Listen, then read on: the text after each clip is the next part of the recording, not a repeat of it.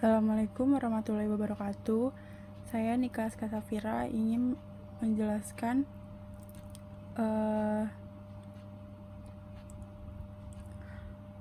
salah satu contoh serangan terhadap keamanan jaringan. Di sini saya mengangkat tema yaitu adalah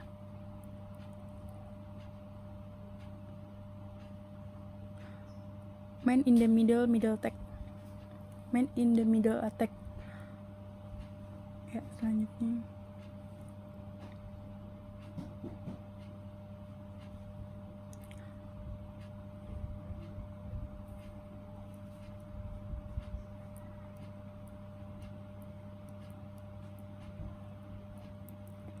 Man in the middle attack atau yang disingkat MITM adalah salah satu jenis cyber attack yang menyusup ke dalam jaringan dan menyadap komunikasi yang sedang berlangsung antara pengguna jaringan dan web server tujuan.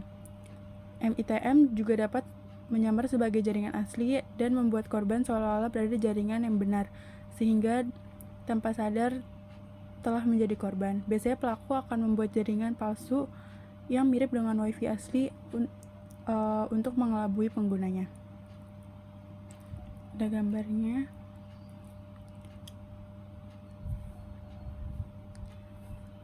MITM biasanya bertujuan untuk mencuri informasi pribadi seperti kredensial login, detail akun, hingga nomor kartu kredit.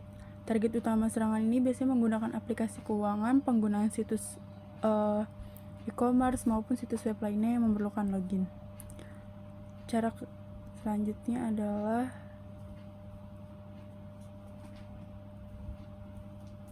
cara kerja man in the middle attack.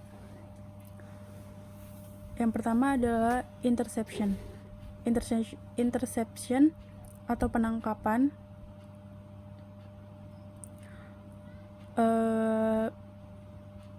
bekerja dengan pelaku akan memangkas lalu lintas pengguna lewat jaringan yang sudah dimodifikasi agar dapat melakukan penyerangan. Cara yang umumnya dilakukan yaitu dengan membuat hotspot WiFi yang gratis. Terus ketika pengguna terkecoh dan terhubung ke WiFi tersebut, pelaku dapat langsung melihat segala aktivitas online korbannya saat menggunakan WiFi berbahaya tersebut. Yang kedua ada description. Description atau dekripsi. Di tahap ini pelaku akan mendeskripsi lalu lintas SSL dua arah tanpa diketahui oleh korban, sehingga membuat pelaku dapat menyadap segala informasi yang diberikan oleh korban saat mengakses suatu website atau aplikasi. Selanjutnya adalah 7 jenis man in the middle attack. Yang pertama itu adalah IP spoofing. Mirip dengan identity theft. IP spoofing terjadi ketika pelaku mengubah IP address situs web menjadi IP address lainnya yang berbahaya tanpa disadari oleh korban, sehingga ketika korban memasuki informasi pribadinya, pelaku akan segera mencurinya. Selanjutnya ada DNS spoofing. Jenis man in the middle attack selanjutnya ini memanfaatkan dengan cara mengubah DNS asli atau mengarahkan ke DNS berbahaya. Tujuannya adalah mengalihkan lalu lintas ke situs web palsu sehingga mendapatkan kredensial login pengguna. Selanjutnya ada HTTPS spoofing. Jenis ini bekerja dengan cara mengirim sertifikat palsu ke browser korban setelah korban mencoba mengunjungi suatu website. Setelah itu, pelaku akan dapat melihat informasi apa saja yang dimasukkan oleh korban sebelum diteruskan ke website tersebut. Selanjutnya adalah SSL BIS. SSL BIS menargetkan TLS atau Transport Layer Security atau juga SSL Secure Socket Layer. Penyerangan ini dilakukan dengan menginfeksi pengguna perangkat korban dengan skrip berbahaya yang dapat mendeskripsi cookie atau token autentikasi. Selanjutnya ada SSL hijacking. SSL hijacking terjadi ketika pelaku memberikan kunci autentikasi palsu pada korban saat korban melakukan TCP ke suatu website. Lalu ada SSL stripping. Jenis ini akan menurunkan koneksi HTTPS atau HTTP dengan cara mencegat autentikasi TLS yang dikirim dari situs web pada korban.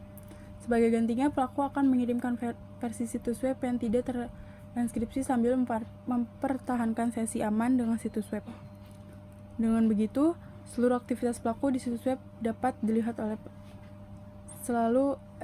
seluruh aktivitas pengguna di situs web dapat dilihat oleh pelaku.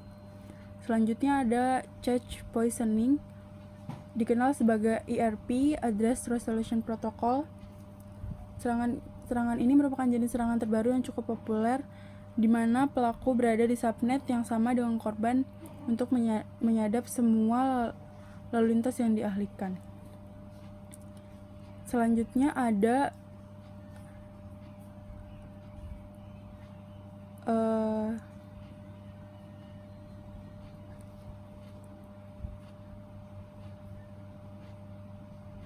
cara menghindari man-in-the-middle attack, yaitu mengamankan jaringan.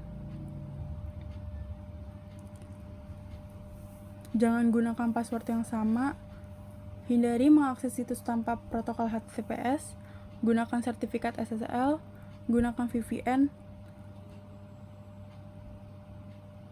Jika kamu terpaksa harus menggunakan jaringan WiFi publik, kamu bisa memanfaatkan VPN agar tetap aman. VPN bekerja dengan mengenkripsi koneksi internet dan transfer data online.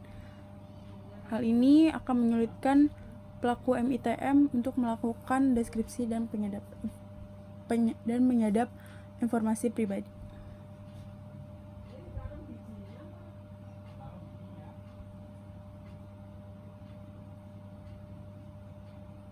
Ya, sekian dari saya.